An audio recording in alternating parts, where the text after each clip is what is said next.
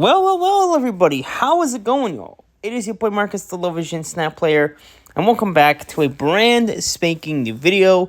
Today, I've got another ranking video for you guys, but this time, it's going to be a little bit different. What are you going to be ranking, you might wonder? Well, I am going to be ranking Season Pass cards. Not all of them, but at least the ones that I have purchased. As you guys may know, I've been playing Marvel Snap for 2 years, and this is, the first time, ever, where, this is, the first game where I've actually been consistently buying the Season Pass, because, although there has been one mobile game that I've purchased a Season Pass for in the past, but let's be real, that mobile game's kind of pretty much shut down. It was a music game called BeatStar. I've been wanting to make videos for it on the main channel, but, it was at risk of getting copyrighted, so I just didn't want to take that chance. But anyways, after playing this game for over 2 years now, it's I now feel comfortable with making purchases like buying the Season Pass. Because it's the thing with me in mobile gaming and just gaming in general is that if it does have microtransactions, I'm not just going to get it for a game that's I'm not consistent with. Okay, maybe a little gems or something here and there, but for the most part, I don't buy Season Pass. For example, in Asphalt Legends Unite, it's a great game, don't get me wrong, but I'm not going to buy the Season Pass for that game, especially considering that I don't play it as often, right? I'll jump on and off. With Marvel Snap, it's something I play almost every day. I practically live and breathe this game. It's so freaking good.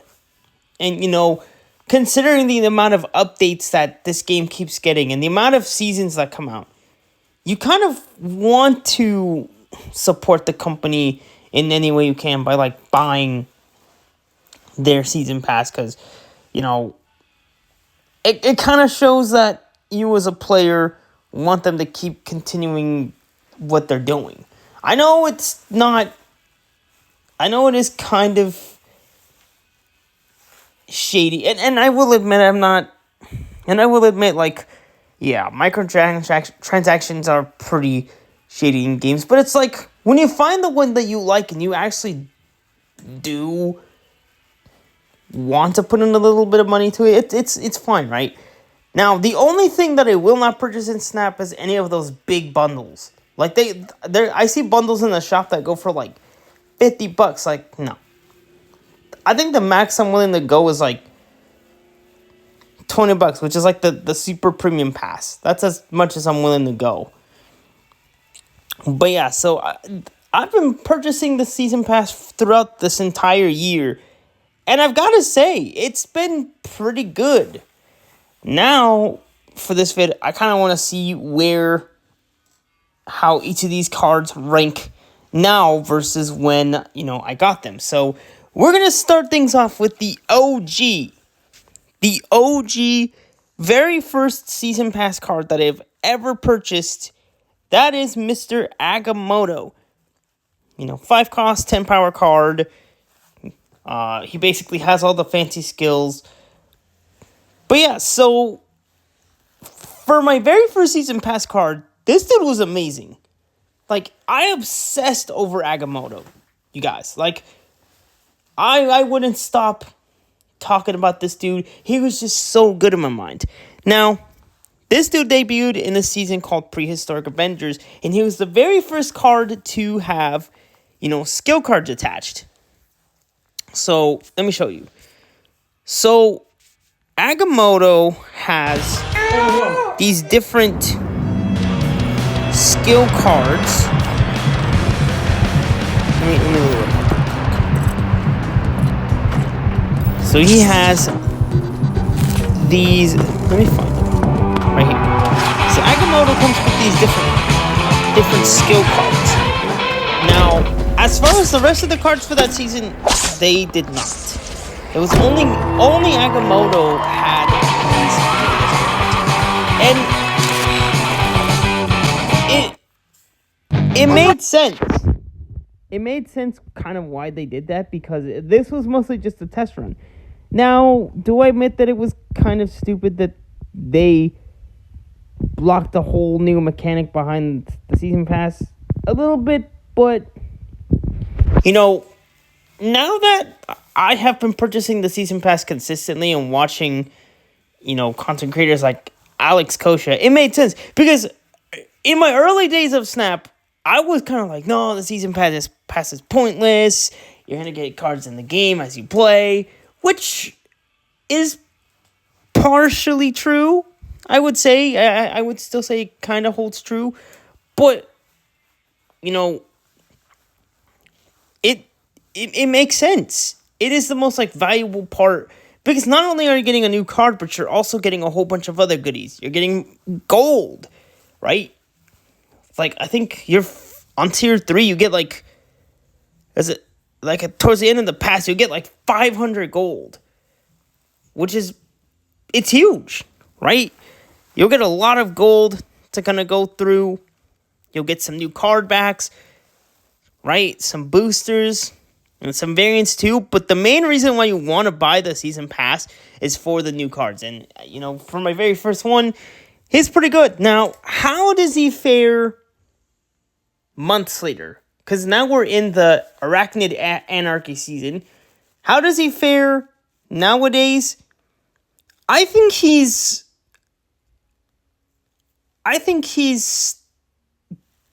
great. He's decent, right?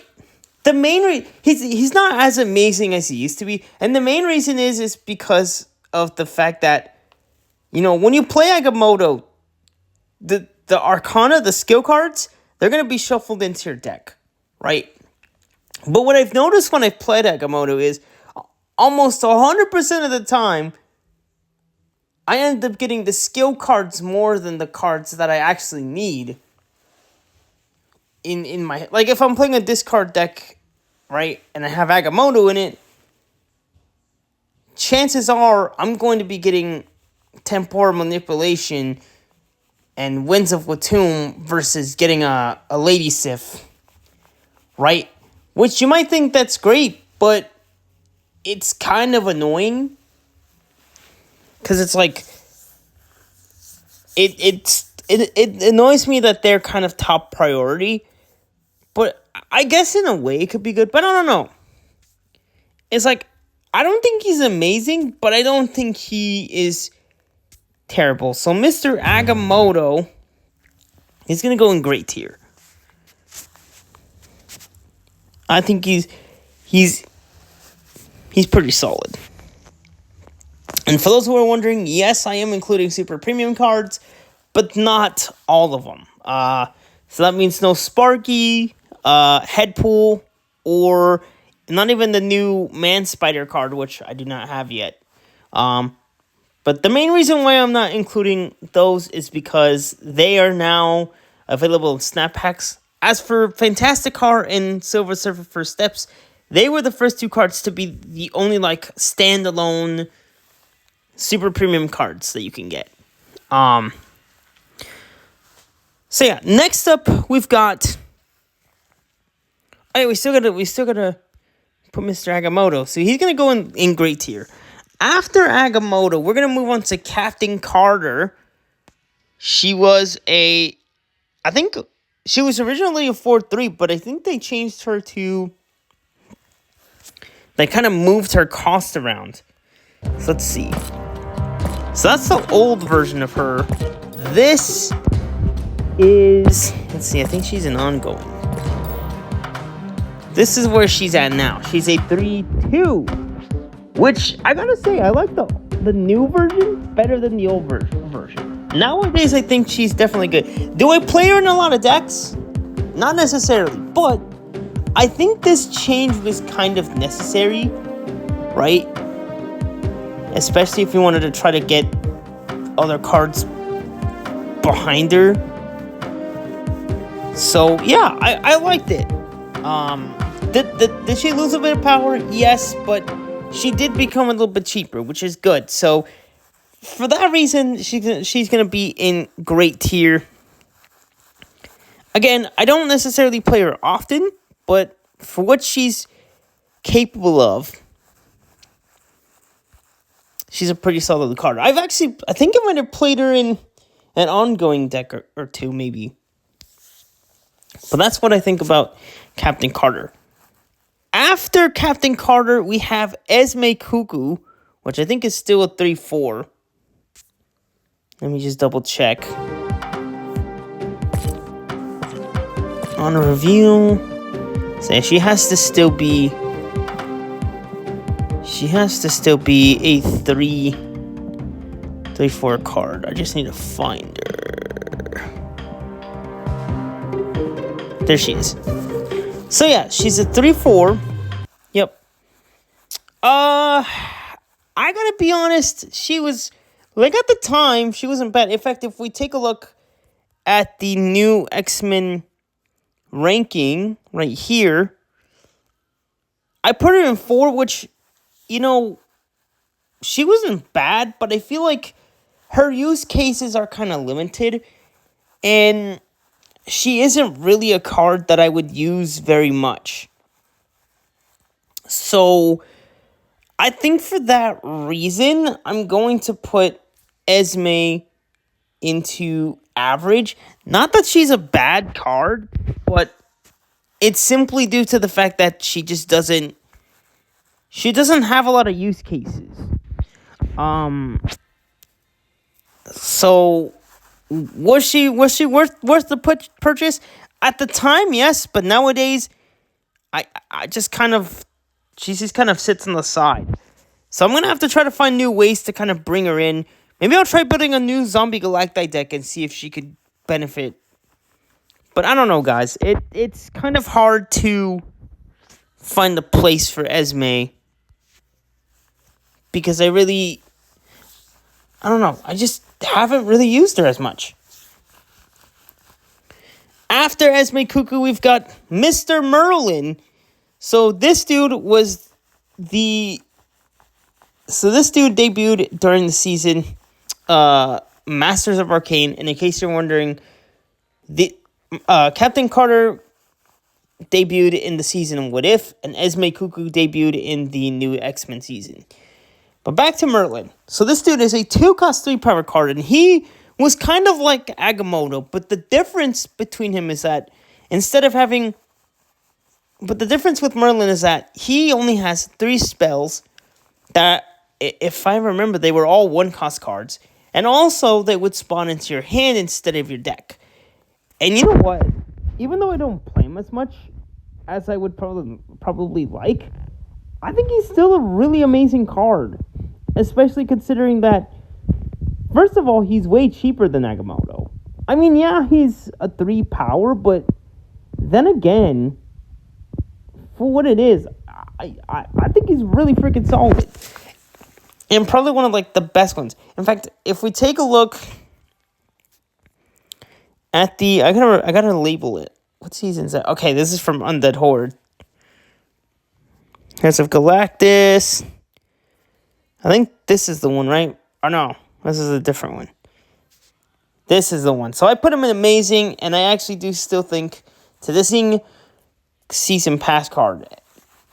And now you can actually get him in the Collector Series 5 packs. So if you missed him during his debut season, you now have an opportunity to pick him up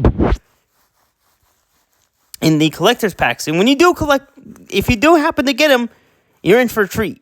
Because he's really, really good.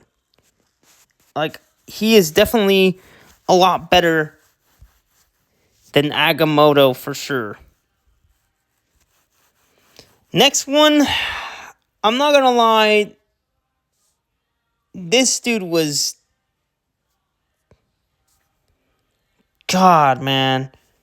This one was a shame. So, originally, this dude was a 2/2, but unfortunately, they made him into a freaking 3-cost card. And I gotta tell you, I actually enjoyed this dude. In fact, where did I rank him in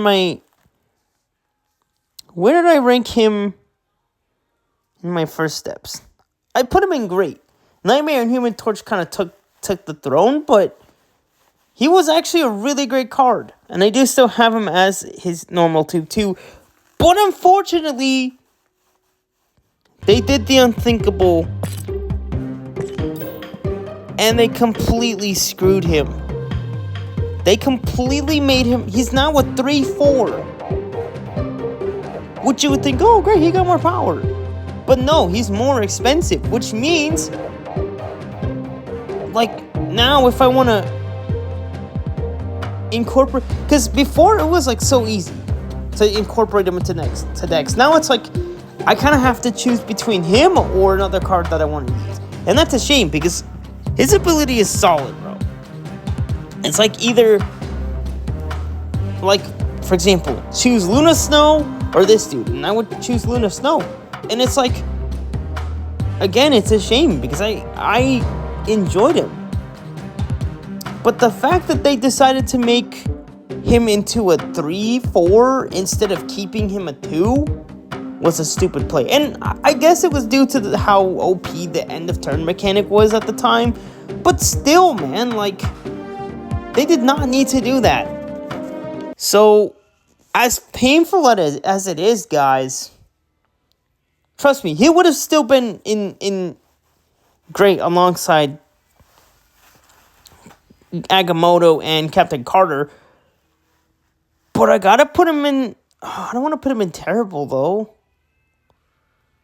No, you know what, guys? I think I'm going to have to. I think that was the worst thing they could have ever done to this dude. Because who do we got after? Oh, yeah, the Super Premium cards. Yeah. Yeah, I think he might... I'm going to have to put him in terrible. Not because of his ability. That's not why I'm putting him in terrible. His ability is really solid. It's the cost. That's why I'm putting him in terrible, is because of the fact that they made him more expensive when they shouldn't have done that. They should have kept him a 2. Yeah, I don't know why they made it so tiny, but whatever. We'll make it work. Anyways, let's get on to the next card, which is actually a fantastic card. The very first Super Premium Season Pass card. Standalone Super Premium Pass card. Because before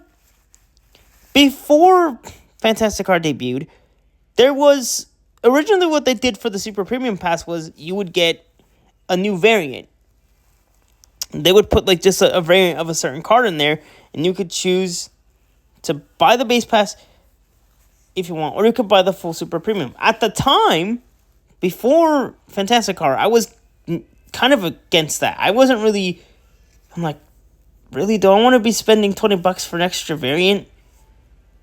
For a variant that I'm probably not going to use? And it's like... And I was kind of like, man, I kind of feel like they should add an actual new card. And so that's what they did. But when it actually debuted, I had mixed feelings about it. Because on one hand, I liked the fact that they were adding a new card into the Super Premium Pass to go alongside the base. But then it was like, now I'm going to have to... It's like, do I want to spend even more just to get another card? And so what I ended up doing for that season was I bought the base pass like normal. But later on, towards the end, I purchased the Super Premium towards the end of it. And then when Heralds of Galactus came out, I just full sent it. Now, Fantasticar. He's got a great ability, good cost, good power, right? Solid card overall. Now, his use cases are kind of, well, yeah, it's like the thing is, you do have to have a bunch of other end of turn cards, but otherwise, for him being a 4/7, he's actually really good. Now, where did I put Fantasticar in the Fantastic Four rating? I think I put him in great right next to Mr. Fantastic. And I do think he is a really great card. So I'm going to put him alongside Captain Carter I'm going to put him alongside Captain Carter Nagamoto into the great tier. After Fantastic Car, we are then going on to Galactus First Steps. This dude was definitely freaking amazing, and I think he still is. So, basically the way his mechanic works is the card that you play is going to be his Herald, right? And so, if you're winning that location with that card, he's going to get power. And I think I managed to get this dude up to, like, at least 20 or so. Like, you can really buff this dude up. But that card that you have in play has to be winning. If not, it's not going to make sense. But it's a very unique mechanic. It took a little bit to figure out how it worked at first, but he's pretty amazing. I put him in my Jocasta Warlock deck, or as I like to call it, Jocasta Lock, and I still think to this day, Galactus First Steps is a really, really solid card. So he's going in amazing. I don't know why that makes some of these cards so tiny. Anyways, I probably said that a bunch and I do apologize. But we've got Silver Surfer First Steps. So the way her ability worked was that, let's say, if you have an on-reveal card, you have two cards in the front row, right? Let's say you have a Surge and maybe like a Blue Marvel. Or, no, maybe a Surge and like a Khazar or something. When you play, what's a better, maybe like a Surge and Ant-Man. Let's go with that. Let's say you have a Surge and Ant-Man in the front row, and then you play your Silver Surfer. If you are winning that location, she'll copy Surge's ability, or any other unreveal ability. So kind of like a Mystique in a way, but you have to win that location in order for it to like actually take effect. But for what it was, I think it was pretty good. Now, I'm not gonna lie, y'all. When that season came out, it took a long time for me to decide if I should just full send it, just buy the pass as normal and wait, or full send it. And I actually ended up full sending it and buying the full super premium pass. And you know what? For what it was kind of good. Although, I still had mixed feelings about it, right? So, still a great card. But I think that,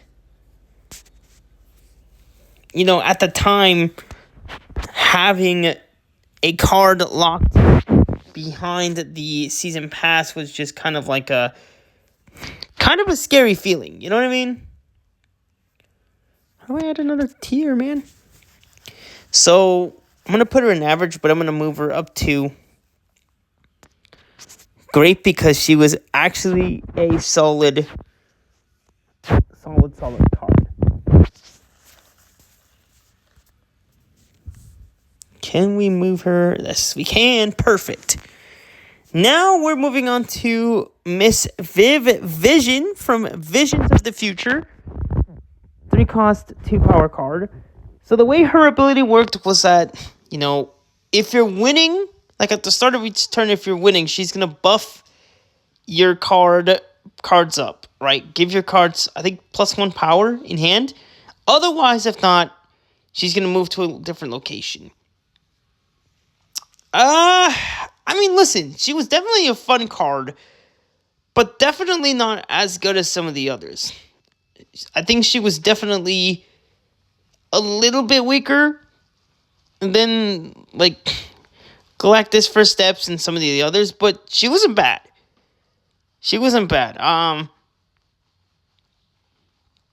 Although it did feel like at moments it was kind of like it felt like she was moving more than she was buffing up cards, so I don't know. Again, I kind of feel like she was one of the weaker components to this season. So I'm going to put Vivision in average. Not because of her, cost or anything like that, but it's simply because, her condition was kind of like tricky. Like, because if you're winning, you're gonna get that boost, but if not, she'll move around. Which, if you're playing a move deck, that could be helpful, but in other cases, it's kind of not all that good because it's like my cards need a boost. So she's going an average 4 now. And yes, FYI, I did include Spider-Punk. If you're wondering, I did include Spider-Punk. So he will be a part of this list too. Now that leads us to previous season. That leads us to the previous season card. That being Zombie Scarlet Witch. So this card was the very first card to introduce Horde, and for this season, for that particular season, they definitely went all in. Versus when Agamotto debuted, he was like the only card to have those skill cards, and then later down the line, when Masters Arcane came out, more cards started having skills. So Merlin, Clea, Dormammu, the Ancient One, all those peeps, they got skills. And I think the only ones that didn't were Nightmare, that was one of them, and what was the other one? Morgan Le Fay. Those were the two Series 5ers that didn't get skills. But those that I just mentioned did. And you know what? It kind of worked out in the end because now more and more they're starting to include more cards with skills. So for last season we got the Hunger. This season we got I think it's Web Sling, and I think there's going to be another one coming out as well. So they're now starting to add even more singular standalone skill cards, which is pretty cool. So, they played around with it in Prehistoric Avengers,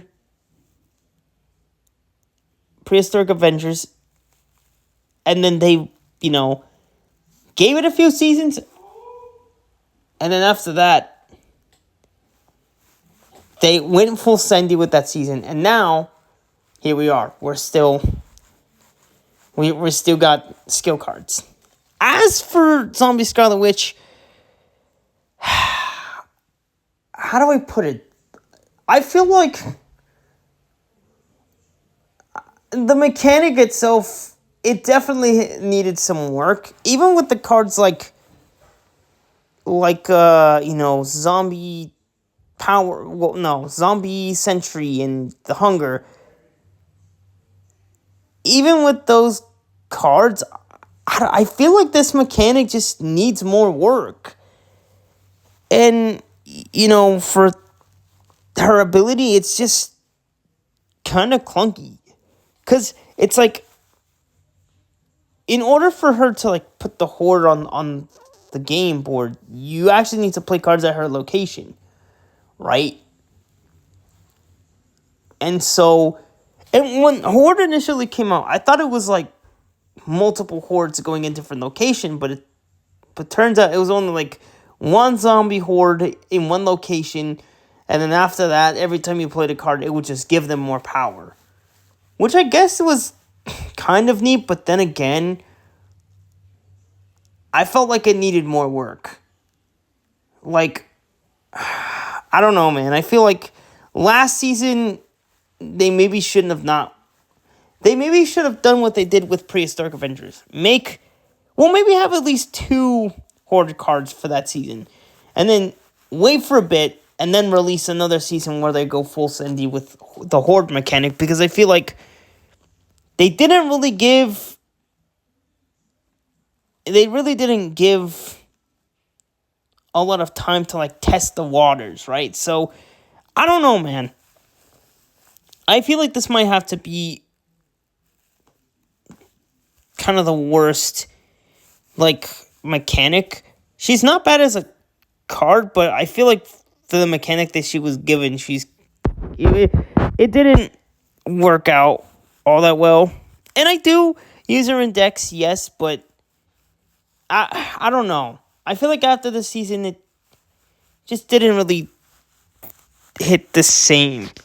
So I'm going to put her in terrible, not because of, her cost or power being terrible, but I feel like just the ability. Where did I put her in the Undead Hordes list? I put her in great, which, at the time, yeah, I thought she was great, but when you consider some of these other peeps, right, I feel like she might be weaker, because, Agamotto was really solid for a new mechanic. Captain Carter was kind of solid for having that new mechanic of, focusing on a particular role, and then also Fantastic Car. Those were. Although wait, am I maybe kind of?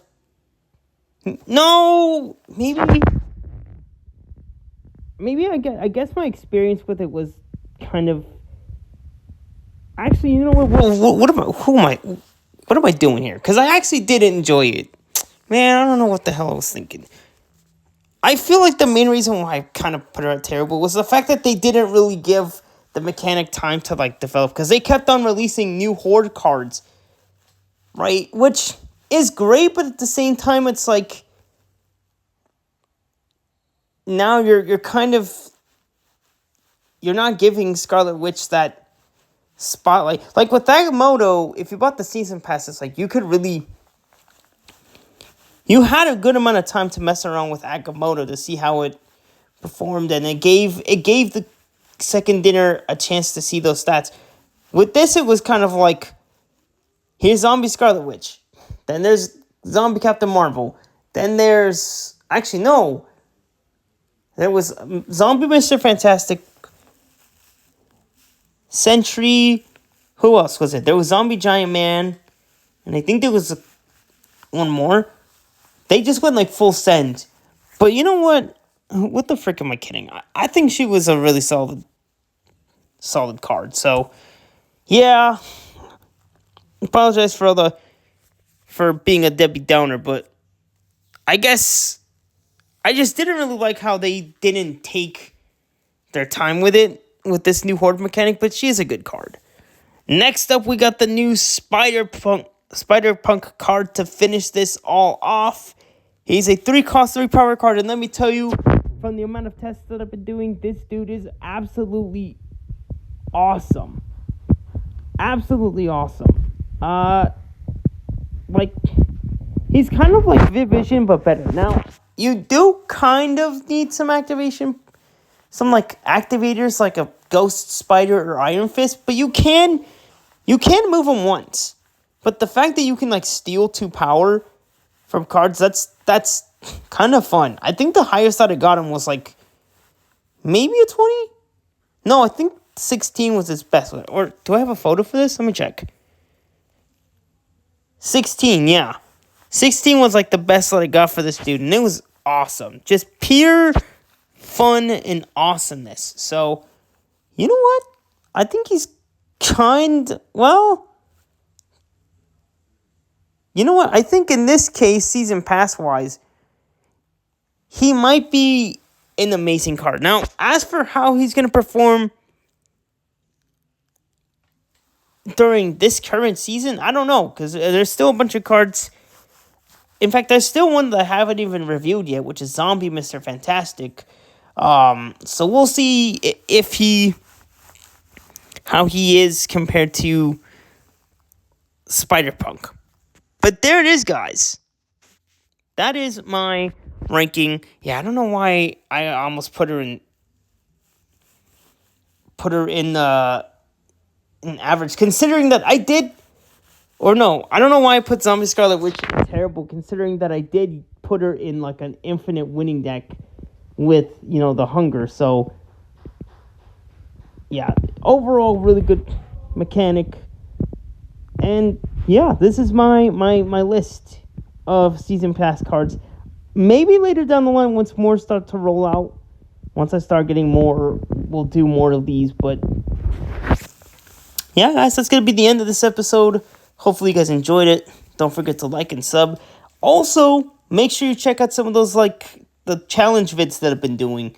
I do want to do more of those as well, so make sure y'all check them out when they come out. And yeah, thanks for watching, guys. See you in the next episode. Peace.